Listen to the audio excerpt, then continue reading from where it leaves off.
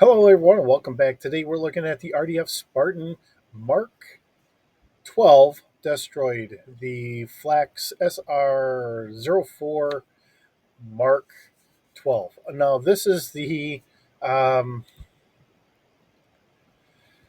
it's the Spartan here, but really, for me, it's the Longbow. Um, that's where I kind of, it's the Battletech Longbow when we look at it in that sense. But in the Robotech, it was originally the Spartan, and that's where we get it here today. Um, so let's go into our write up as we have our history from our author here. So it's a shorter little write up here. Robotech, the Spartan, is another transformable battleoid known as the Destroid. Its purpose is long range attack and defense and can be thought of as a walking mobile missile launcher.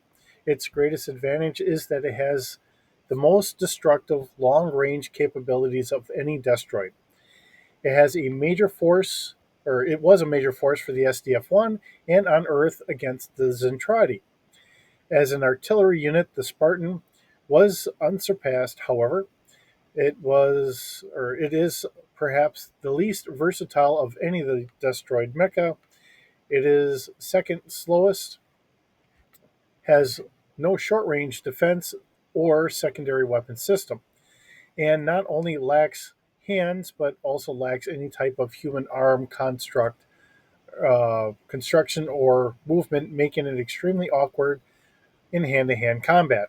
Since the Zentradi invasion on Earth, it has been used primarily as a defensive weapon, but it can also function as a non combat worker for construction, hauling heavy loads, and demolitions. For Macross, the Space Defense Robot SDR Flax Flanix Mark 12 was the final destroy design during the Space War I to act as a fleet defense mecha. After the space worthy conversion of the CVS 101 Prometheus and the SLV 111 Daedalus carriers. They were docked with the SDF 1 Macross and required a special unit mecha to defend both vessels. Development of the Phalanx began during the war in July of 2009 and quickly reached rollout in December of that year. Roughly 20 Phalanx destroids were produced or were built aboard the SDF-1 Macross shipboard factories, armed with dozens of missiles with two large launchers. The Phalanx made an excellent semi-mobile missile-based battery.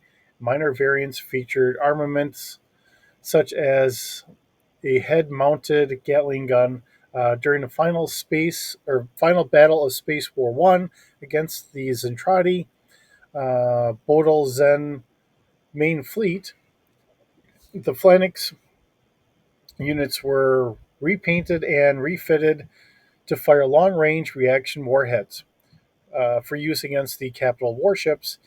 When the SDF 1 Macross broke through the Zentradi fleet defenses and entered the interior of the massive uh, Fulbitz uh, Barents command vessel, all of the Phalanx units unleashed their missiles and aided in the swift destruction of the enemy flagship.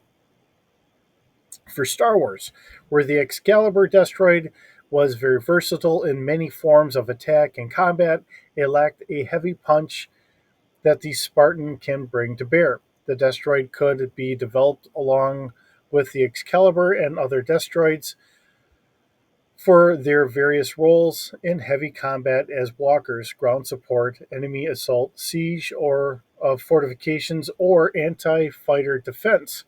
While the Spartan would really stand out alongside the Radar X with its anti-aircraft guns, no matter what it's used against, an enemy would think twice when faced with a barrage of destructive missiles coming at it all at once. So, looking at the stats that we have here, this is, of course, a Walker scale unit. We have a height of 39.5 feet, 12.05 meters, a weight of 47.2 tons. We have a crew of two or three inside this little bugger. We're going to use Walker operations, vehicle blasters, vehicle weapons, heavy weapons. There are no passengers. We have a cargo capacity 40 kilograms, being our standard that we've used in so many places ourselves. We have a movement of 45 miles per hour or 72.3 kilometers an hour. Has a body strength of 5D plus 2. Now, being a rear line unit in that regard, it probably doesn't need the extra armor, but this is another bigger mecha. Actually, it's heavier than some of the other ones that we've had. Um, Looking at the others, I grab my sheets real quick. Okay, so we just did the Gladiator, and that is weighing at 27 tons. The Radar X is a 21 ton, and our Excalibur is 31 tons. So this comes in at our heaviest tonnage so far. Now, looking at the weapons, we do have two missile pods, long or medium range missiles. Now, these are located in the arms. We have a 360-degree rotation. They can move independently of each other and can fire straight up. They are essentially on a turret, has a crew of one or two. So what we're really seeing is we're looking at possibly having a pilot and then a separate gunner for each one of these in the Macross saga.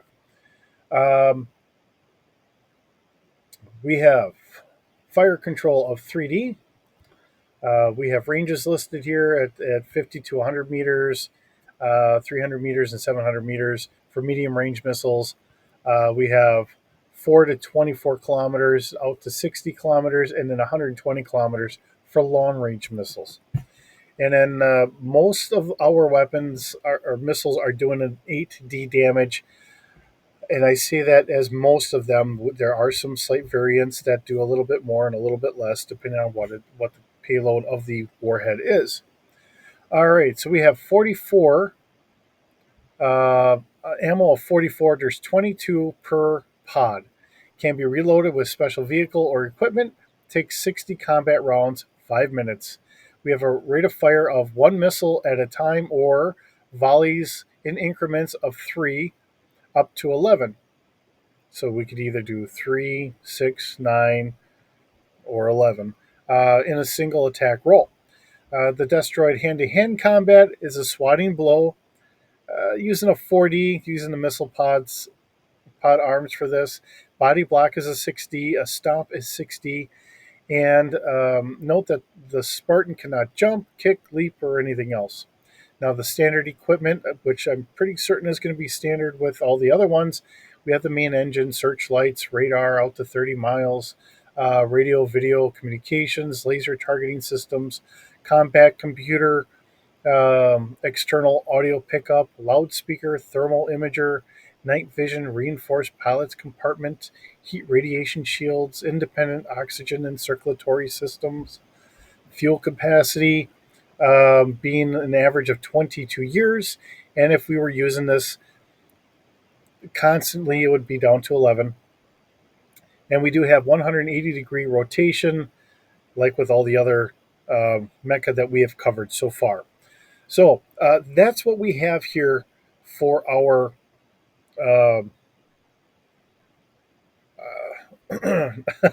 Spartan. Okay.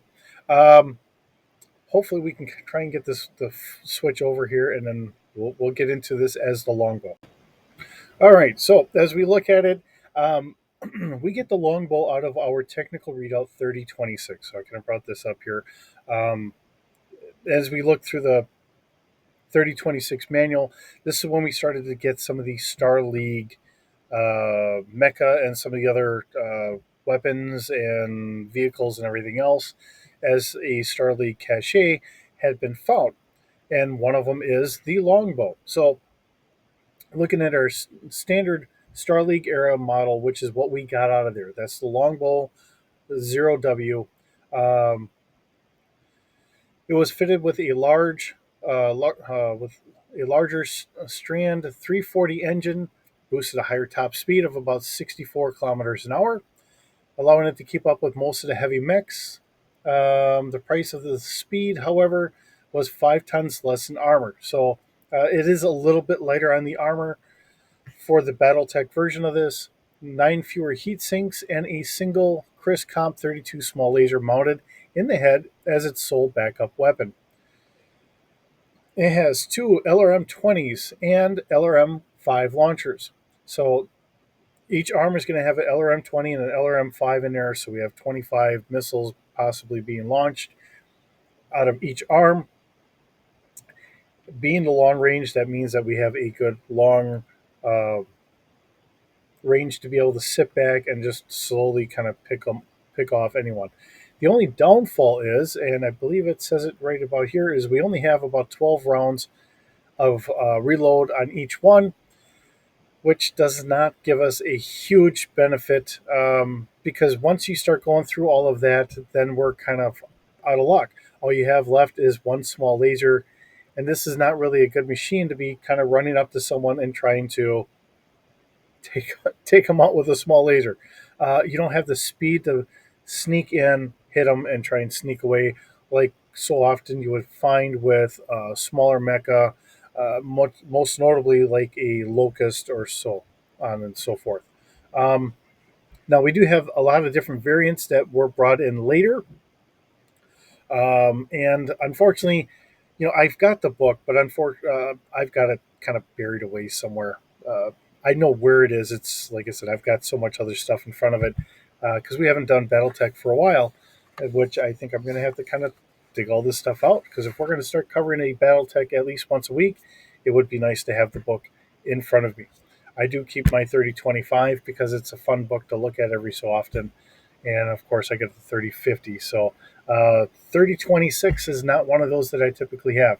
Now, once we start getting into the Star League era and everything else, one of the things I do want to really notice or point out is we start getting a lot bigger price tag on a lot of our mechs. Um, I think the starting Locust, and I'm throwing it out this way. I think it was only going for about 300,000 or 400,000 C-bills. By the time you get the, I don't know where they are right now. What like 3110 or something like that. Um, your basic Locust is now sitting at almost like 2-3 million C-bills.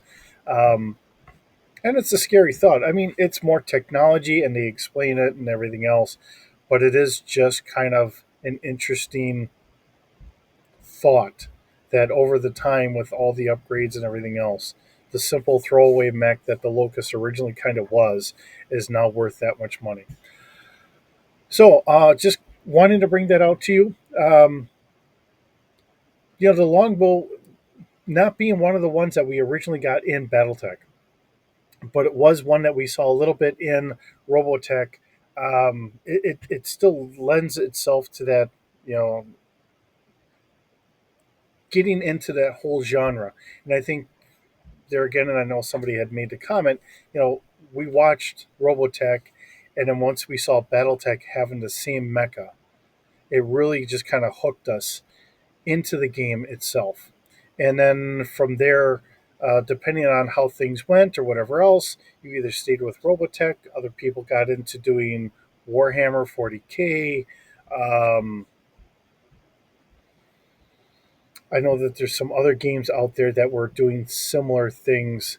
I know that they had done Centurion, which was another tank base, but now the tanks themselves were over 1,000 tons. It's just the whole idea of being able to have something iconic that we got to watch, and now we get to pilot, and then we get to modify into something of our own. So, and we just go from there. All right. Well, with that, thanks for stopping by. Thanks for visiting. It's always wonderful having you here. Hope you're having a wonderful day, and we will see you in the next video.